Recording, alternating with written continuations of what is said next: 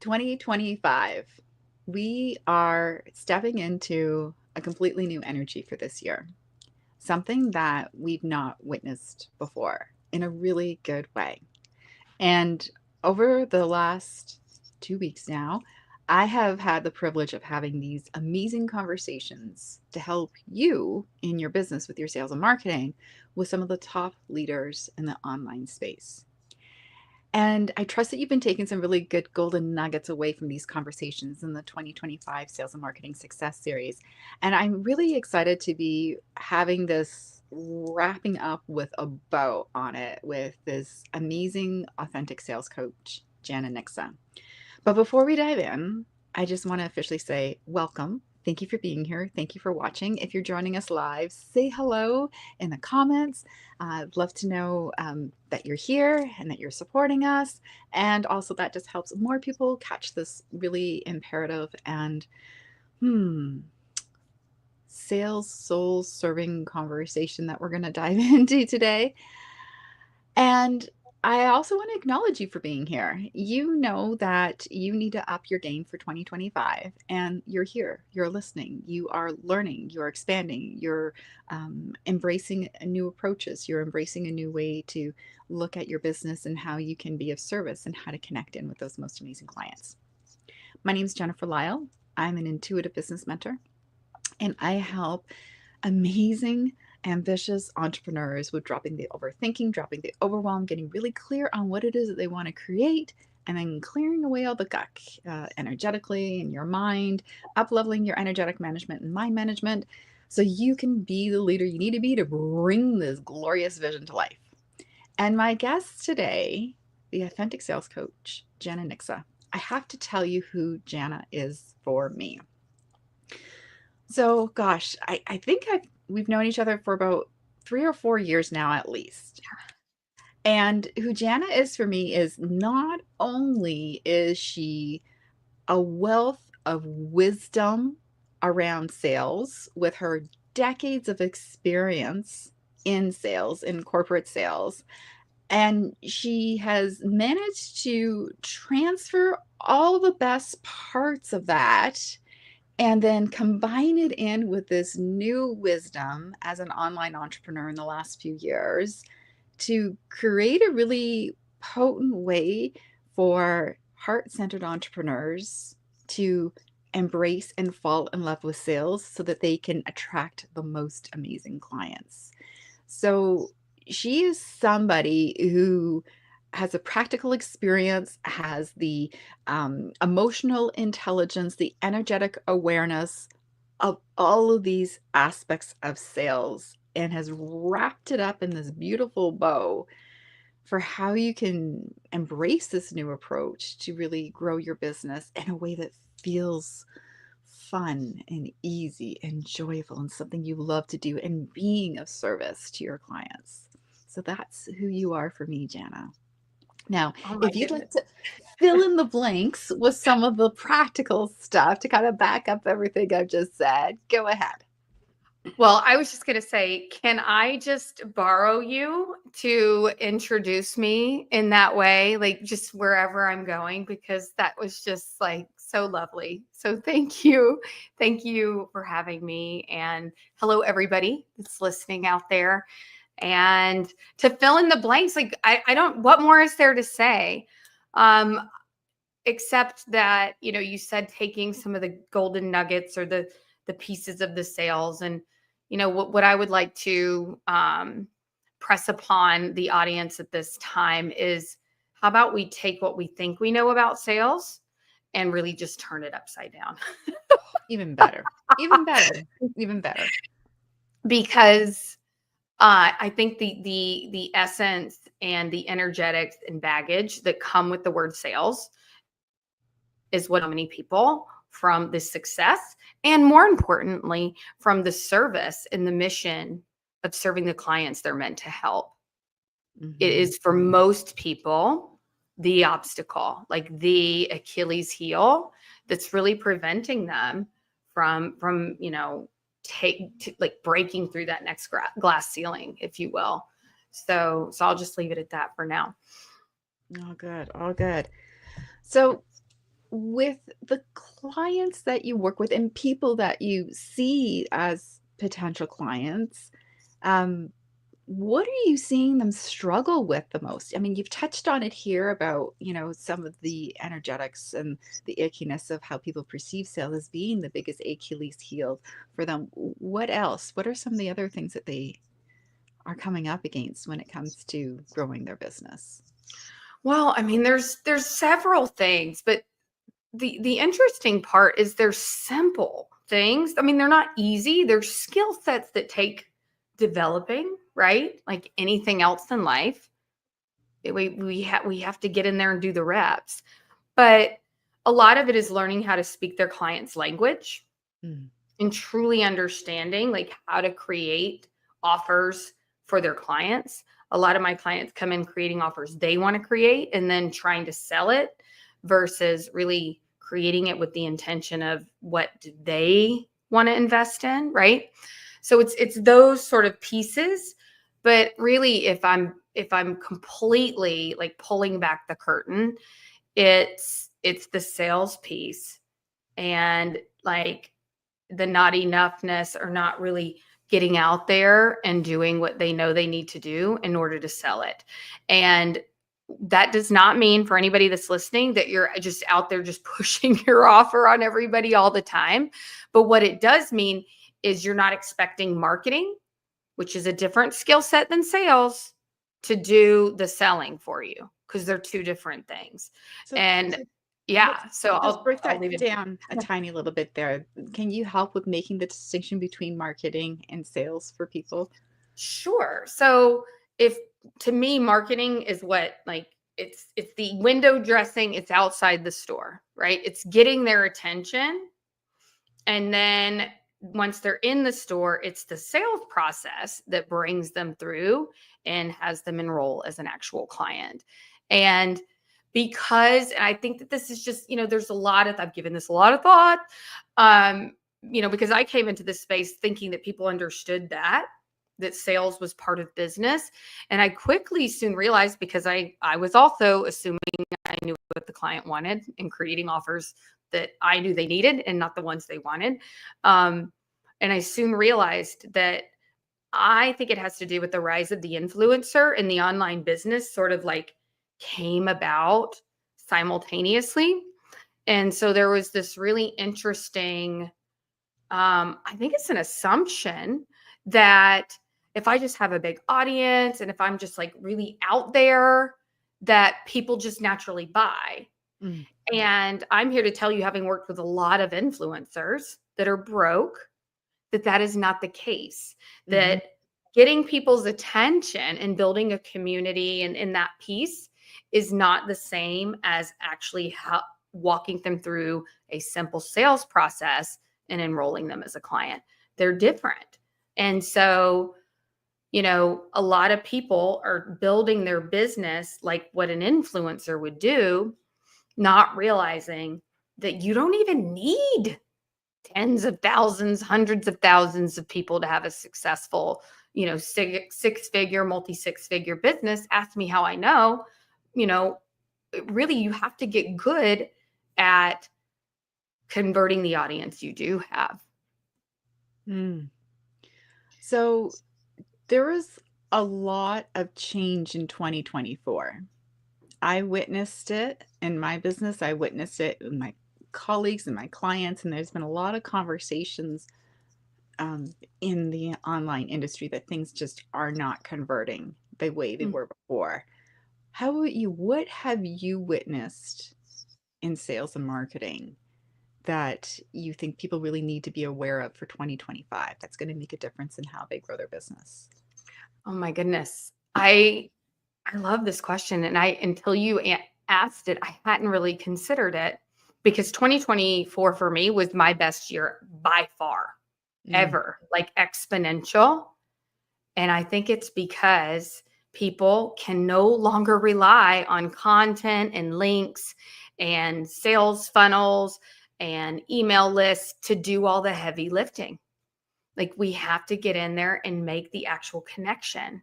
We have to get in there and do the human thing. which is a big part of what I teach. I call it pull through, which sounds forceful. It's not, but it's walking people through that customer buying journey. I think people have become, especially in the coaching industry, they've become very gun shy about, really investing in the way that maybe they did in the past, like just through the link or, whatever it may be. And there needs to be another level of hand holding that I think in the past you could have gotten away with not having, if that makes sense. So are you talking about like just more conversations through message or through email or through actual phone calls? Like are you talking about getting back to old-fashioned phone calls? I've heard from so many people that, oh my gosh, people want to have phone calls. And I know that when I've done phone calls and I've gotten in touch with people, they're like, oh my gosh, it's so nice to hear from you. Yeah. But then I've also seen feedback from other people, and I think it might be a different generation of, oh my gosh, if somebody calls me, like that's so invasive. It's just like, huh, isn't that interesting? So for me, it's Zoom calls, and it's really making a compelling enough argument in your content that they would want to hop on a solution call with you. Mm. And when you're able to, as I talked about, like from the get go, like fully understand your ideal client and their hot buttons and how to speak that language, then they will go through the process of getting on a call with you. But the days of a discovery call or let's have a clarity call, those are sort of the ran their course, at least for now. And so we have to be very targeted and specific around, why they're coming on the call. And let me be clear, as the authentic sales coach, I have a reputation to uphold.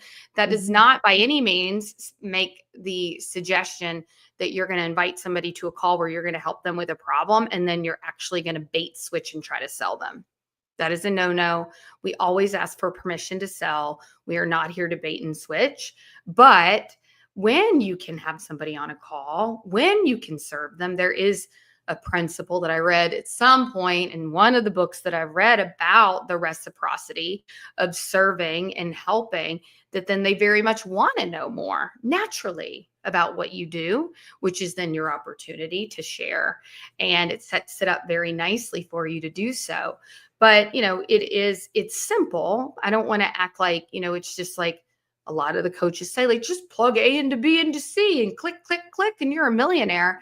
It's not like that. It's truly about obsessing over your ideal client's problem, how they think about it in their own mind, what they think the solution is, and really helping them get some insights around that. And when you're able to do that in your content and on your call, then it really sets it up nicely. And that's how, like, the majority of my clients come into my world. And so yeah, it's getting, for lack of a better word, like back to the basics of really human connection, because too many people have been burned and they're ready. They need to know what they're getting into, especially in high ticket. So what I'm hearing from you is around that not only are you a sales coach, but you are actually supporting people with their marketing and messaging as well, because it's often seen as a little bit separate, especially in for larger organizations, especially. 100%.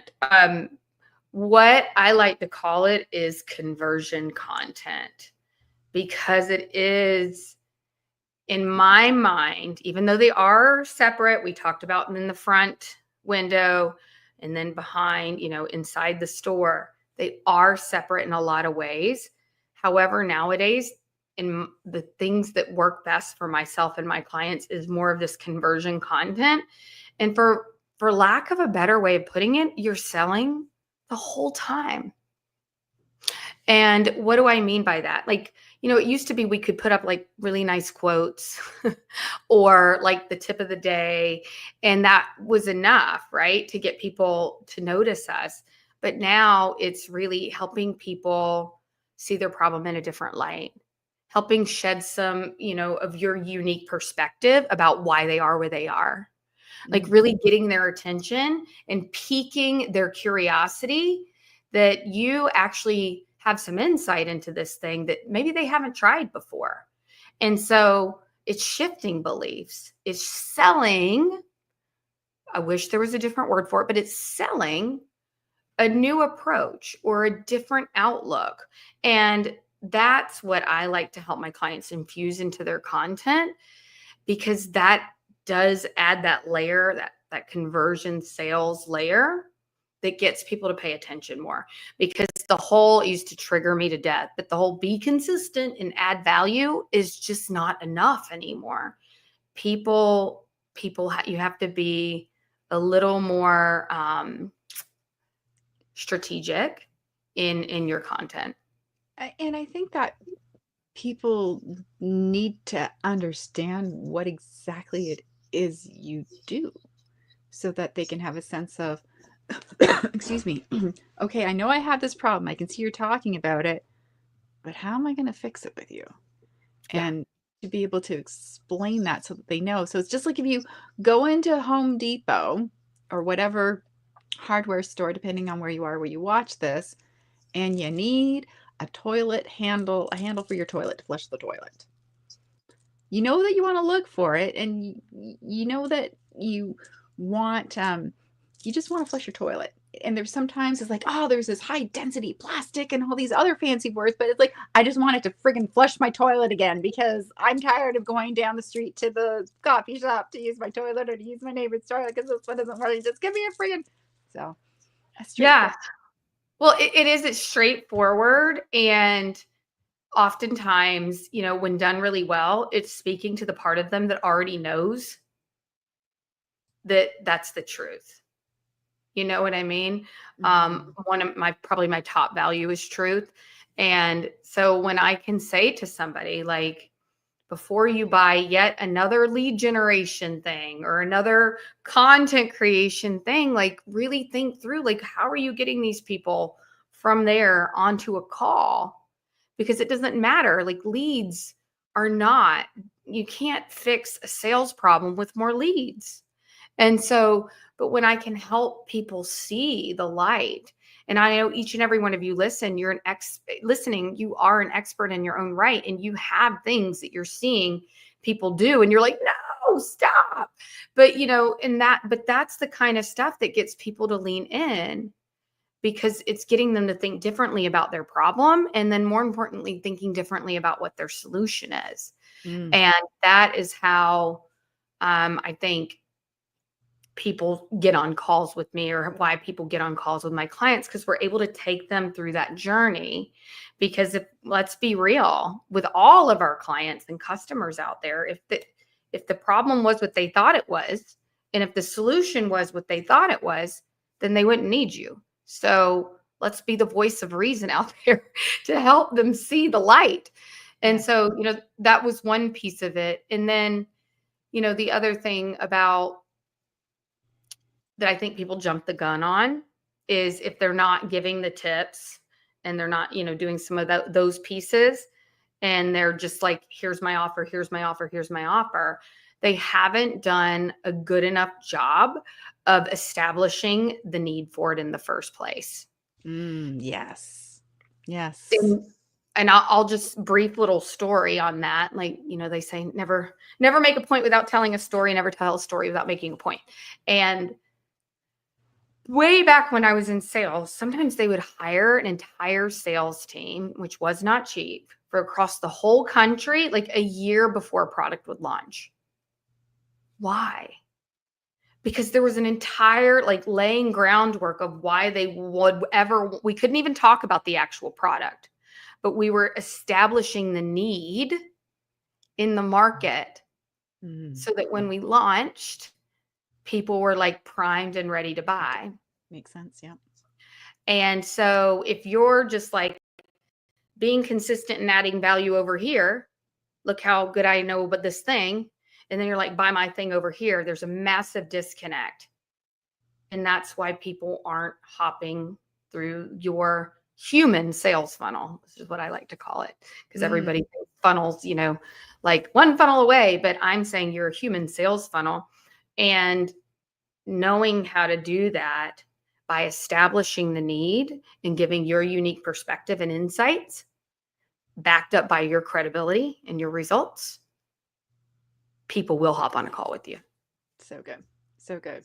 Now, there are some certain activities that people should be doing on an ongoing basis, and you have a wonderful resource. Could you share about this? Yes. So another big thing I like to talk about is sequence to things. Like I was saying before, like I think I'll just speak for myself. Like I came in and the guru's like, you need an email list, start building your funnel.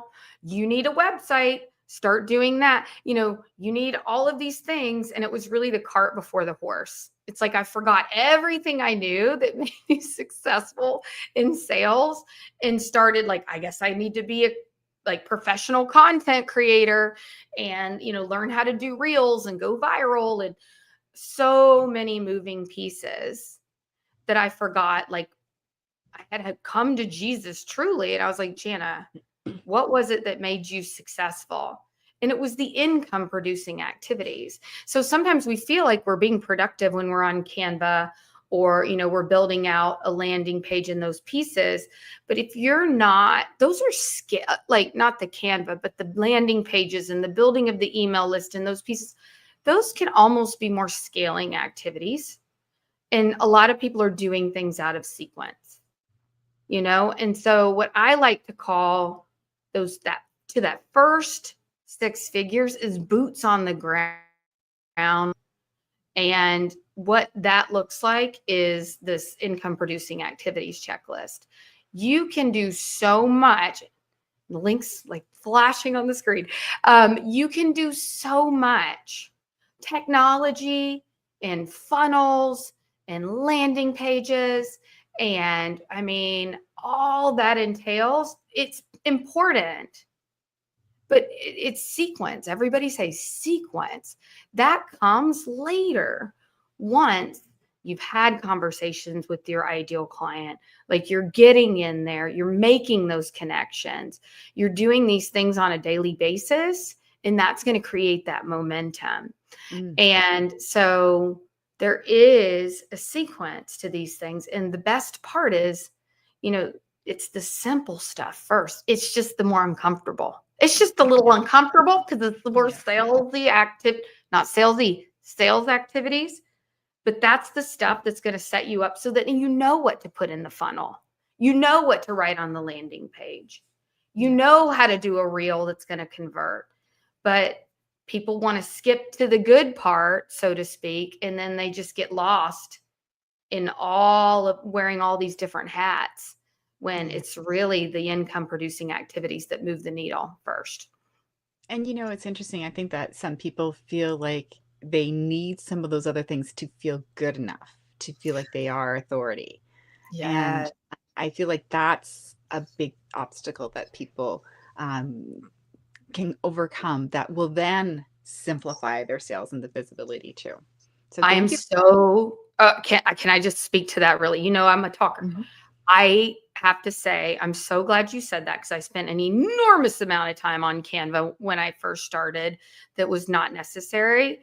I bought a 25K program last year off a Google Doc, and a lot of people did Mhm. because it was exactly what I wanted. They knew exactly how to message to the pieces that I knew I needed. And it was a no brainer. And it had nothing to do with the pretty fonts and the colors and all of those things. They had just demonstrated to me they knew my problem and they knew how to solve it. The end. Yep. So, yeah, yes, you're so right about that. Can absolutely simplify things. And so I am hosting a really powerful training on January 29th about simplifying your sales and visibility to boost your revenue. It's completely free. We're going to be diving into some of the underlying inner leadership strategies that get overlooked and that have you feeling like a deer in the headlights sometimes when you have all of these things that you think you should be doing, and how to then overcome that and release those blocks so that you can actually follow through on some of the wonderful wisdom that people like Jenna are teaching. it's a really powerful conversation. So I'd love for you to join us. You can register through jlyle.com/simple now. Well, Jana, thank you so much for sharing your wisdom and for bringing the humanness and connection back to sales and making things so much simpler for people as they are growing their business in 2025 so that they can really do what they're here to do and make the impact that they want to make. So, thank you so much for all that you do. I appreciate you. And thank you everyone Thank for you. watching. Have a Bye. great rest of your day and be sure to check out the rest of the interview series. Have a good day.